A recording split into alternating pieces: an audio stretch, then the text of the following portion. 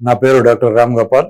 నేను హైదరాబాద్లో దిల్సుఖ్ నగర్లో మెట్రో పిల్లర్ నెంబర్ 1552 మీ సేవా రోడ్డు మంజుసుధ హాస్పిటల్లో ప్రతిరోజు పొద్దున 10 నుంచి మధ్యాహ్నం 2 వరకు పనిచేస్తాను. మగవాళ్ళకు సంబంధించినటువంటి వ్యాధులకు నేను ట్రీట్మెంట్ ఇస్తూ ఉంటాను.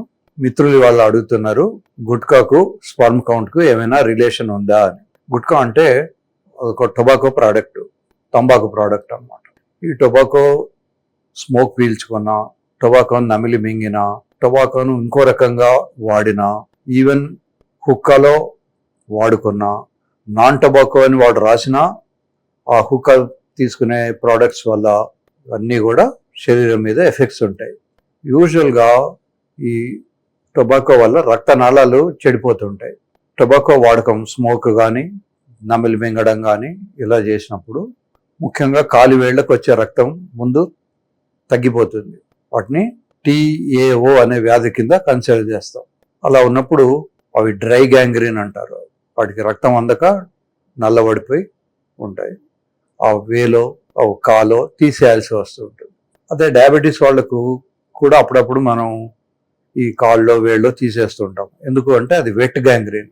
సో స్మోకింగ్ వల్ల వచ్చేది డ్రై గ్యాంగ్రీన్, అంటే రక్తం అందక రక్త టిష్యూ అంతా కూడా డ్రై అయిపోతుంది. వెట్లో ఏమిటంటే ఇన్ఫెక్షన్ ఉండడం వల్ల అది వెట్ గ్యాంగ్రీన్. ఎనీహౌ రెండు గ్యాంగ్రీనే.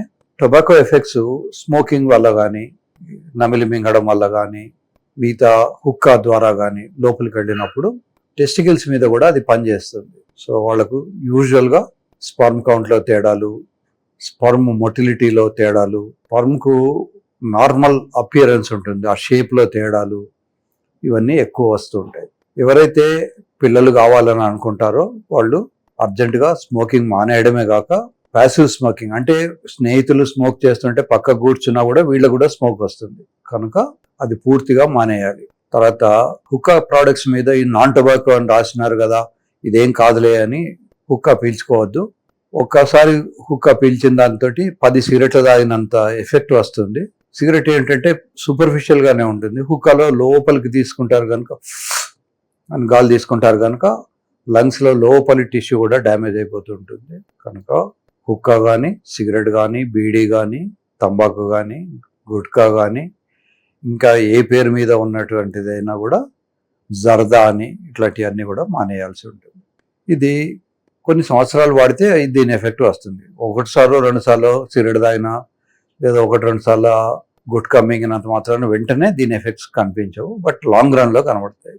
ఎస్పెషల్లీ కొంతమందికి నార్త్ ఇండియాలో ఈ టొబాకో తీసుకుని పుక్కిట పెట్టుకునే అలవాటు ఉంటుంది. వాళ్ళకి అక్కడ బొక్కల్ క్యాన్సర్స్ వచ్చే అవకాశం ఉంటుంది, నోట్లో క్యాన్సర్ వస్తూ ఉంటుంది.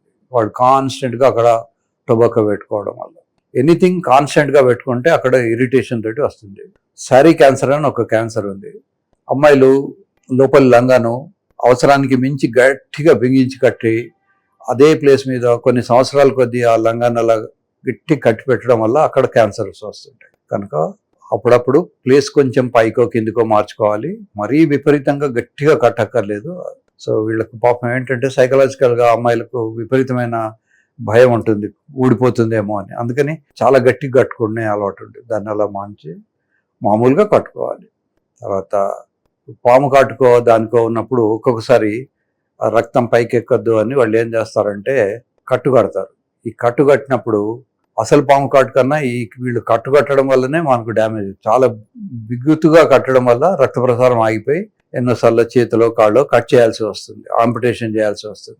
మరి ఎలా కట్టాలి పాము కాటుకు అంటే కేవలం లింఫాటిక్స్ స్ప్రెడ్ కాకుండా మాత్రమే కట్టాలి. మనం ఇలా గట్టిగా గట్టి పెడితే ఇప్పుడు మీరు గమనించవచ్చు, ఈ వెయిన్స్ అన్నీ మనకు కనబడుతున్నాయి ఇలా.